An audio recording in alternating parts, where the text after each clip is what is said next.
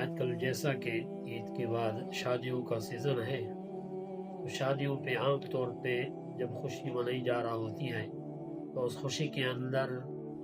پٹاخے وغیرہ پھوڑے جاتے ہیں، اسی طرح آتش بازی کے گولے وغیرہ پھینکے جاتے ہیں، جس سے کافی نقصانات بھی اٹھانے پڑتے ہیں۔ حالانکہ یہ جو آتش بازی کی رسم ہے یہ ہندوانہ رسم ہے، ہندوؤں کی ایک قوم پر مکی ہے جس نے اس کو ایجاد کیا۔ اس کا اسلام کے ساتھ کوئی تعلق نہیں ہے، بلکہ آتش بازی پہ پیسہ خرچ کرنا یہ فضول خرچی ہے، اور فضول خرچی کو اللہ رب العزت نے قرآن پاک کے اندر ارشاد فرمایا کہ ان المبذرین کانوا اخوان الشیاطین، کہ فضول خرچ کرنے والے شیطان کے بھائی ہیں۔ تو اللہ تعالیٰ اس بری رسم سے ہماری حفاظت فرمائے، اور اللہ اور اللہ کے رسول کے حکموں کے مطابق شادیاں کرنے کی توفیق نصیب فرمائے۔